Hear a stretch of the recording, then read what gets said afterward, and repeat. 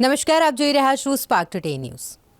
નવું વર્ષ, નવા સપના અને ખાસ કરીને નવું સ્વાસ્થ્ય, જેના પર આપણે સૌ 31 ડિસેમ્બરના દિવસે વાત કરીશું. નવા વર્ષમાં પ્રવેશ કરીશું એટલે રિઝોલ્યુશન બનાવીશું અને રિઝોલ્યુશનમાં આપણે દર વખતે એ તો એડ કરીએ જ કે આ વખતે તો જીમ જવું જ છે, આ વખતે તો હેલ્થ પર ધ્યાન આપવું જ છે. પરંતુ ક્યાંક ને ક્યાંક જાન્યુઆરીના અંત સુધીમાં કે પછી ફેબ્રુઆરીની શરૂઆતમાં આપણે રેઝોલ્યુશન પ્લાન્સ ભૂલી જઈએ છીએ અને ફરીથી એ જ જીવન જીવવા માંડીએ છીએ જે ગત વર્ષે જીવતા હતા. આપ જોઈ રહ્યા છો સ્પાર્ક ટુડે ન્યૂઝ અને આપ સુધી સાચી અને સચોટ માહિતી પહોંચાડવાનું અમે હંમેશા કામ કરીએ છીએ. 31ની ઉજવણી માટે આપણે સૌ ઉત્સુક છીએ અને 31 એટલે કે વર્ષનો છેલ્લો દિવસ, વર્ષ 2026ને આવકારવા માટે આપણે સૌ સજ્જ છીએ અને રિઝોલ્યુશનની વાત આપણે સૌ કરીશું. અને તેવામાં આજે આપણે વાત કરવી છે હેલ્થ મેનેજમેન્ટ પર, કે વર્ષ 2026માં હેલ્થ મેનેજ કઈ રીતે કરીએ. અને એના માટે અમારા સ્ટુડિયોમાં જે આ ક્ષેત્રમાં માહિર છે તેવા ખાસ ગેસ્ટ ડૉક્ટર સ્નેહા છતાની અમારી વચ્ચે છે. એમનું ઇન્ટ્રોડક્શન ખૂબ જ લાંબુ છે. એક ફિઝિયોથેરાપિસ્ટ છે, તેઓ પોતે હેલ્થ કોચ છે જે છેલ્લા 15 વર્ષથી પ્રેક્ટિસ કરી રહ્યા છે.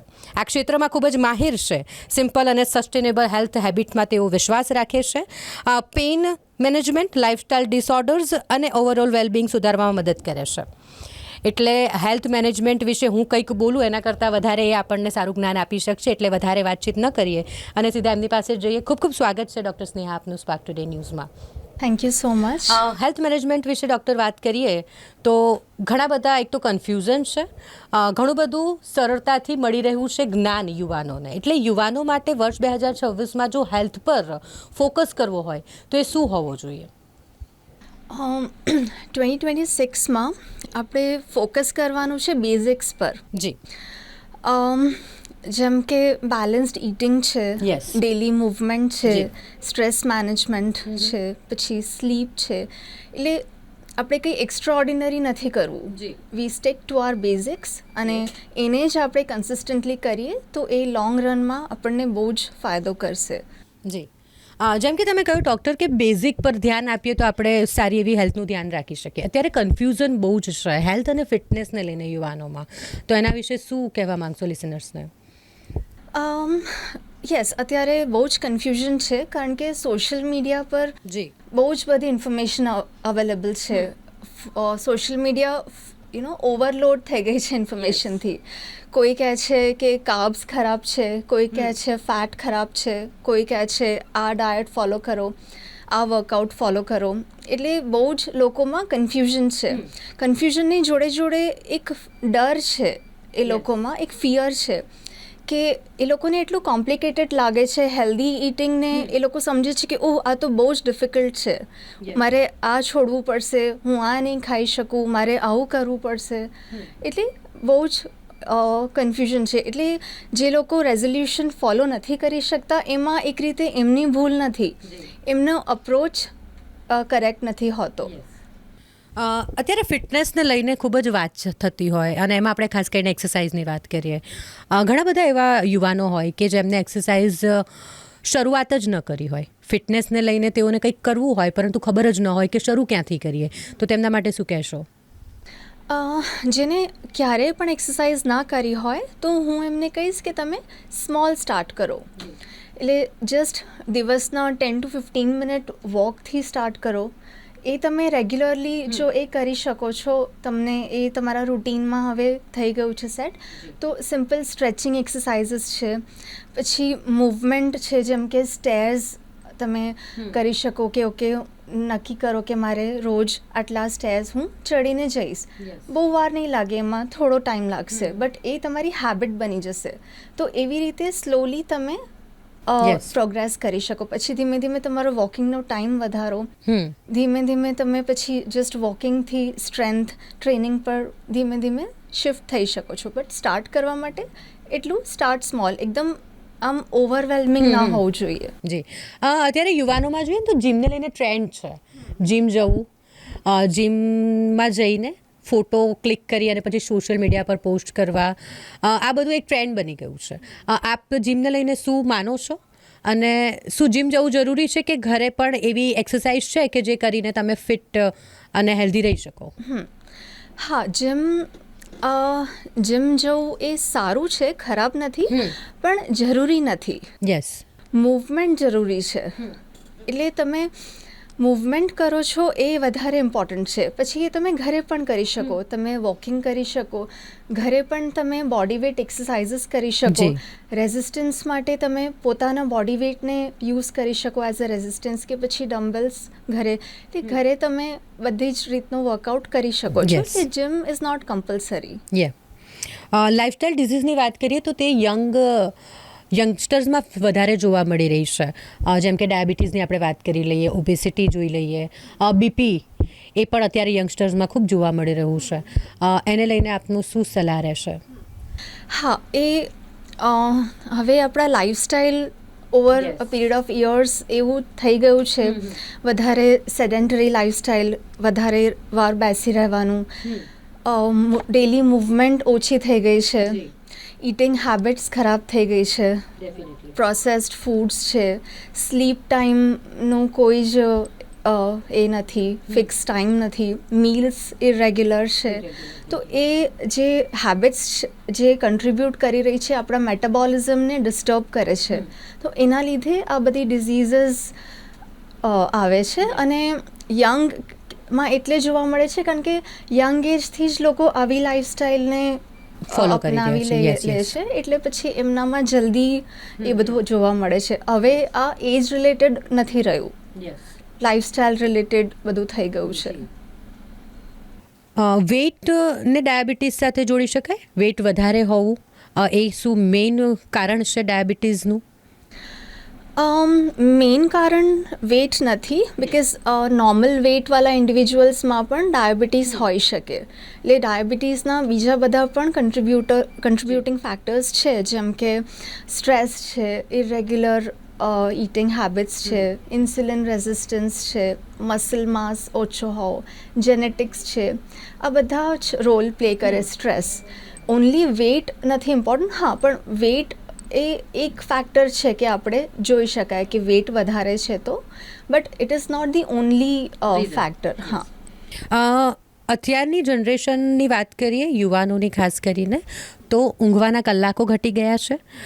એવું પણ કહી શકીએ કે કાં તો એ લોકો કામ પર વધારે પડતું ફોકસ કરે છે અને એટલે ઊંઘવાના કલાકો ઘટી રહ્યા છે. સ્ટ્રેસ વધી ગયું છે યુવાનોમાં.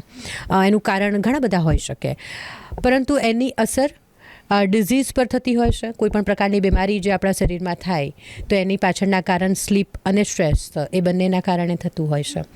ડેફિનેટલી સ્લીપ અને સ્ટ્રેસ ઓફન બહુ જ ઇગ્નોર કરવામાં આવે છે, બટ એ બહુ જ ઇમ્પોર્ટન્ટ ફેક્ટર્સ છે જે આપણી ઓવરઓલ વેલબિંગમાં એ કન્ટ્રીબ્યુટ કરે છે. તમે જો ઇરેગ્યુલર તમારી સ્લીપ હોય તો એના લીધે તમારા હોર્મોન્સ બધા ડિસ્ટર્બ થઈ જાય.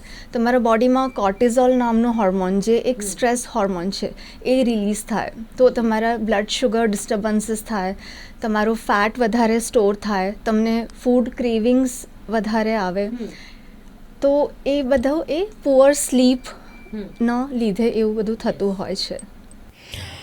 જ્યારે પણ આપણે ડાયટની વાત કરીએ ડૉક્ટર, તો ડાયટમાં હવે તો ઘણા બધા નવા નામ ઉમેરાઈ ગયા છે, તો એને કંઈક અલગ રીતે જોવામાં આવે. પરંતુ આપણે ઇન્ડિયન ટિપિકલ ફૂડની વાત કરીએ તો એનાથી આપણે ડાયટ કરી શકીએ? એને કઈ રીતે આપણે મેનેજ કરવું જોઈએ? Yes, definitely. આપણે જે આપણું ઇન્ડિયન ડાયટ છે એને કંઈ આમ બિલકુલ ચેન્જ કરીને બીજું કંઈક કરવાની જરૂર નથી. આપણે એમાં જ એવા ચેન્જીસ કરીને એને જ આપણે એવી રીતે લઈ શકીએ કે એ જ આપણા માટે સસ્ટેનેબલ હોય. Because at the end of the day કોઈ પણ ડાયટ તમે ફોલો કરો તો એ તમે લાઈફ ટાઈમ ના ફોલો કરી શકો, રાઈટ? તો એને લાઈફ ટાઈમ ફોલો કરવા માટે આપણા એમાં જ આપણે સ્મોલ ચેન્જીસ, જેમ કે વેજીટેબલ્સ વધારે એડ કરવા ફૂડમાં, ફ્રૂટ્સ છે, પછી ગુડ કાર્બ્સ છે. એટલે કે જો આપણે એક્ઝામ્પલ લઈએ તો સપોઝ આપણી પ્લેટ જે છે એના 50% વેજીટેબલ્સ હોવું જોઈએ. એમાં તમારા સેલેડ્સ બી આવી ગયું, તમારી જે પણ સબ્જી છે એ પણ આવી ગઈ. પછી 25% પ્રોટીન હોવું જોઈએ. તો પ્રોટીન એ બહુ જ ઇમ્પોર્ટન્ટ છે. તો 25% પ્રોટીન અને રેસ્ટ 25% કાર્બ્સ હોવા જોઈએ. એટલે રોટી ઓર રાઈસ. પ્રોટીનમાં પણ કોઈ પણ તમે સોર્સ લઈ શકો, દાળ છે. વેજીટેરિયન્સ માટે પ્રોટીનનો સોર્સ શું હોઈ શકે? હા, લાઈક દાળ છે અલગ અલગ ટાઈપ્સની, પછી કઠોળ છે, દહીં છે, પનીર, ટોફુ છે, આ બધામાં પ્રોટીન મળી જાય. હા, નટ્સ અને સીડ્સમાં પણ પ્રોટીન હોય છે. કાર્બ્સ અને ફેટને લઈને વાત કરીએ તો ફેટને લઈને એક કહે ને કે એવું કહેવાય કે ફેટ વર્ડ જ બધા માટે એવું છે કે ના ફેટ તો ન જ લેવાય, પરંતુ એવું પણ હોય છે ને કે ગુડ ફેટ જરૂરી છે આપણા બોડી માટે. તો આ કાર્બ્સ અને ફેટને લઈને જે મિસઅન્ડરસ્ટેન્ડિંગ્સ ચાલી રહી છે યુવાનોમાં, એને કઈ રીતે તમે કહેશો? યસ, લોકોને લાગે છે કે કાર્બ્સ અને ફેટ એ આપણા દુશ્મન છે, એટલે એ લોકો દૂર ભાગતા હોય છે, બટ એવું નથી. એમાં ક્વોલિટી અને ક્વોન્ટિટી બહુ જ મેટર કરે છે. કાર્બ્સની અને ફેટની ક્વોલિટી, કે good carbs, bad carbs, simple carbs, complex carbs. હવે કોમ્પ્લેક્સ કાર્બ્સ એ આપણા બોડી માટે સારા છે. સિમ્પલ કાર્બ્સ એ રિફાઇન્ડ કાર્બ્સ છે, એટલે એ તરત અંદર બ્લડ શુગર સ્પાઇક કરે અને એ સારું નથી. જે આપણા હોલ ગ્રેન્સ છે એ બધા કોમ્પ્લેક્સ કાર્બ્સમાં આવે, ફ્રૂટ્સ છે, વેજીટેબલ્સ છે. અને સિમ્પલ કાર્બ્સમાં પછી જે આપણા શુગરી ડ્રિંક્સ છે એ બધા. ફેટમાં પણ સિમિલરલી તમને ગુડ ફેટ્સ ઘીમાંથી મળે, નટ્સમાંથી, સીડ્સમાંથી, તો એ આપણા બોડીમાંથી સારા કહેવાય છે. મતલબ હાજી. સુગરની વાત કરીએ તો સુગરને લઈને પણ એવું જ છે, કમ્પ્લીટલી સુગર બંધ કરી દેવું કે પછી એના કોઈક એવું છે કે એને કઈ રીતે ઉપયોગ કરી શકાય, કે એના પર શું કહેશો તમે? હું એવું કહીશ કે કમ્પ્લીટલી સ્ટોપ કરવું એ રિયાલિસ્ટિક નથી, એ પ્રેક્ટિકલ નથી. એટલે સમટાઈમ ઇટ્સ ઓકે, બટ પછી ડેલી તમે બહુ જ બધું શુગર લઈ રહ્યા છો તો that is not good for the body. Sometimes here and there it's okay. એટલે મોડરેશન જરૂરી છે. Moderation is the key. Yes. Meal ટાઈમિંગની વાત કરીએ તો અત્યારે જે પ્રમાણે બધાના ટાઈમિંગ, જે પ્રમાણે લાઈફસ્ટાઈલ જીવાઈ રહી છે એ પ્રમાણે ટાઈમિંગમાં બહુ જ મોટો ડિફરન્સ થઈ ગયો છે. બ્રેકફાસ્ટ, લંચ અને ડિનરના ટાઈમિંગમાં બહુ બધા કલાકોનો ફેર હોય છે. એટલે એ ટાઈમિંગને તમે શું કહેશો, યુવાનોને શું કહેવા માંગશો કે ટાઈમિંગ કેટલો હોવો જોઈએ? લેટ ડિનર કરવું કે પછી લેટ લંચ કરવું એ બોડી માટે હાનિકારક છે કે કેમ? યસ, મીલ ટાઈમિંગ તમારું ફિક્સ હોવું બહુ જ જરૂરી છે, કારણ કે આપણા બોડીને કન્સિસ્ટન્સી ગમે છે. તો એના લીધે આપણા બોડીની મેટાબોલિઝમ અને એ બધું પ્રોપર ચાલે. સો તમારું મીલ ટાઈમ ફિક્સ હોવું જોઈએ. અને જ્યારે ડિનરની વાત કરીએ તો આપણે સૂઈ જઈએ એના 2 to 3 hours પહેલાં જ ડિનર લઈ લેવું જોઈએ. લેટ ડિનર લેવાથી શું થાય કે તમારા બોડીમાં પછી તમારે સ્લીપ ડિસ્ટર્બ થાય, તમે ડીપ સ્લીપ નહીં, કારણ કે જ્યારે તમારી બોડી એવું સૂવાની તૈયારી કરતી હોય છે તો ત્યારે તમે એને ડાયજેશનનું પ્રોસેસ સ્ટાર્ટ કરાવી દો, એટલે પછી તમારી એનર્જી, તો એ રીતે થોડું અર્લી ડિનર. યસ, મતલબ સુવાના 2-3 કલાક પહેલાં તમારે ડિનર લઈ લેવું જોઈએ. અત્યારે એક એ પણ ચાલી રહ્યું છે ને ડૉક્ટર કે 6-6:30નો એક ટાઈમિંગ છે કે એ વાગે જ, એટલા વાગે જ તમે સાંજે જો ડિનર લઈ લો તો એ તમારા માટે ખૂબ સારું છે બોડી માટે. એના પર આપનું શું કહેવું છે? યસ, એટલે ધ અર્લીયર ધ બેટર. જો તમે અર્લી ડિનર લઈ શકો છો જેટલું પણ, તો પછી એ તમારું ફાસ્ટિંગ પીરિયડ જે છે એ વધારી દે છે. આપણે આજકાલ ઇન્ટરમિટન્ટ ફાસ્ટિંગ જોડે એને કોરિલેટ કરીએ તો એનાથી તમારી બોડીને ચાન્સ મળે પોતાને રિપેર કરવાનો ફાસ્ટિંગ સ્ટેટમાં. તો અર્લી ડિનર એ રીતે બહુ જ બેનિફિશિયલ છે. સ્પાર્ક ટુડે ન્યૂઝના ઘણા બધા દર્શકો કે જેમાં માતા પિતા પણ હોય, એટલે એમના માટે તમે શું કહેવા માંગશો કે બાળકો માટે શું ડાયટ જરૂરી છે? કારણ કે બાળકોની પણ લાઈફસ્ટાઈલ હમણાં માતા પિતા જે રીતે ચેન્જ થાય છે એમની લાઈફસ્ટાઈલ, એટલે બાળકોની લાઈફસ્ટાઈલમાં પણ ઘણો બધો ફેરફાર પડે છે. એટલે એમના માટે પણ તમે કંઈક કહેવા માંગશો બાળકોની લાઈફસ્ટાઈલને લઈને, તેમના ડાયટને લઈને? એક્સરસાઇઝ પર અગર તમે વાત કરી શકો તો કે બાળકો માટે કઈ એક્સરસાઇઝ ઇમ્પોર્ટન્ટ છે? અગર તેઓ સ્પોર્ટ્સમાં ઇન્ટરેસ્ટેડ ન હોય, બહાર આઉટડોર ગેમ્સ ન રમતા હોય, તો એમને શું કરાવી શકાય, એના પર થોડું એલેબોરેટ કરશો? કિડ્સ માટે હું એવું કહીશ કે એ એમના પેરેન્ટ્સને જોઈને શીખતા હોય છે, એટલે આપણે જેટલું એ લોકોને હેલ્ધી હેબિટ્સ એ કલ્ટિવેટ કરીશું એટલું જ પછી એ લોકો મોટા થઈને એ જ હેબિટ્સ ફોલો કરશે. એટલે હું એવું કહીશ કે એમના ડાયટમાં પણ વેજીટેબલ્સ છે, ફ્રૂટ્સ છે, વોટર ઇન્ટેક એમનું બરાબર હોવું જોઈએ, પછી પ્રોટીન ઇન્ટેક હોવું જોઈએ, મીલ ટાઈમિંગ્સ રેગ્યુલર હોવા જોઈએ, અને જંક ફૂડ, પ્રોસેસ્ડ ફૂડ બહુ જ લિમિટ કરવાની જરૂર છે. એમને સ્નેકિંગ માટે આપણે હેલ્ધી ઓપ્શન્સ આપીએ. સપોઝ હવે કોઈ કિડ છે, હવે એને 2 ઓપ્શન હોય, આપણે ઘરે બધા બિસ્કિટ્સ, પેકેટ સ્નેક્સ લાવીને મૂકીએ, અને બીજી બાજુ જો મારા ઘરે હોય જ નહીં, મારા ઘરે ફ્રૂટ હશે, નટ્સ હશે, તો એને ભૂખ લાગશે તો પછી એ જ ખાવાનો છે. તો એ રીતે એમને હેલ્ધી હેબિટ્સ નાનપણથી જ આપણે કલ્ટિવેટ કરીએ. અને વર્કઆઉટ માટે કિડ્સ માટે કોઈ સ્પેસિફિક ફોર્મલ વર્કઆઉટ્સની જરૂર નથી. એમને જેમાં મજા આવે એ જ એ લોકો કરી શકે. They can play with their friends. પછી જો સ્પોર્ટ્સમાં ઇન્ટરેસ્ટ ના હોય તો પણ એમની મનગમતી એક્ટિવિટી કરી શકે. ડાન્સિંગ છે, સ્વિમિંગ, સાયકલિંગ છે, વોટ એવર દે એન્જોય, એ જ એમના માટે ફિઝિકલ મૂવમેન્ટ જરૂરી છે. પરિવારોને વિશે આપણે વાત કરીએ તો ફેમિલીમાં અનનોઈંગલી ડાયટમાં જે મિસ્ટેક થઈ રહી છે તેના પર આપનું શું કહેવું છે? યસ, આપણે ઇન્ડિયન ફેમિલીઝમાં એવું જ લાગે છે કે આપણે ઘરનું ખાઈએ છીએ, હેલ્ધી ખાઈએ છીએ, પણ મોસ્ટલી પ્રોટીન ડેફિશિયન્ટ હોય છે. એટલે આપણને લાગે છે કે ઓકે આપણે આટલું ખાઈએ છીએ, આપણું પ્રોટીન. બટ એવું નથી કે પ્રોટીન ખાલી જીમ ગોઅર્સ માટે જ છે. આપણા એવરી ઇન્ડિવિજ્યુઅલ, નાનો હોય કે મોટો હોય, એને પ્રોટીન એના માટે ઇમ્પોર્ટન્ટ હોય છે. એટલે પ્રોટીનના સારા સોર્સીસ ઇન્ક્લુડ કરવા. પછી ઘણા લોકો બ્રેકફાસ્ટ સ્કીપ કરતા હોય છે, તો એ પછી લેટર એમને ઓવર ઇટિંગ થાય, કારણ કે એમને એટલી બધી ભૂખ લાગે કે પછી ઓવર ઇટ કરી જાય, ક્રેવિંગ્સ થતી હોય. તો એવી રીતે હું કહીશ કે બેલેન્સ કરીને. પછી ઘણા લોકોને એવી ટેવ હોય કે ટીવી જોતાં જોતાં કંઈક સ્નેકિંગ એમનું ચાલુ હોય, તો એની જરૂર ના હોય, ભૂખ ના લાગી હોય તો પણ એ અનનેસેસરી સ્નેકિંગ છે, તો જે આપણામાં કેલરીઝ એડ કરે છે. પછી પોર્શન કંટ્રોલ, એટલે ભલે આપણે ઘરનું ખાઈએ છીએ, હેલ્ધી ખાઈએ છીએ, પણ પોર્શન કંટ્રોલ એમાં બી નેસેસરી છે, કારણ કે તમારા બોડીને જેટલી એનર્જીની જરૂર હોય, જો તમે એનાથી વધારે કન્ઝ્યુમ કરો તો એ પછી તમારે ફેટમાં જ સ્ટોર થાય. તો એટલે મોડરેશન, પોર્શન કંટ્રોલ હોવું જોઈએ. જી, ઘણું સારી એવી માહિતી આપ સુધી પહોંચાડવાનો અમે એક પ્રયાસ કર્યો. ડૉક્ટર સ્નેહા, એક લાસ્ટમાં શું મેસેજ ઓવરઓલ દરેક ગ્રુપના લોકોને તમે હેલ્થને લઈને આપવા માંગશો? હા, દરેક ગ્રુપના લોકોને હું એવું કહેવા માંગીશ કે હેલ્થ એક લાઈફ ટાઈમ રિલેશનશિપ છે. એ કોઈ 30-day પ્લાન નથી. જી. તો એને એવી રીતે જ આપણે sustainable habits, small habits build કરીને એને લાઈફ ટાઈમ આપણે સાચવવાનું છે. આપણી બોડી આપણી જોડે લાઈફ ટાઈમ રહેવાની છે, અને આપણે હેલ્ધી રહીએ તો એ જ ઇમ્પોર્ટન્ટ છે.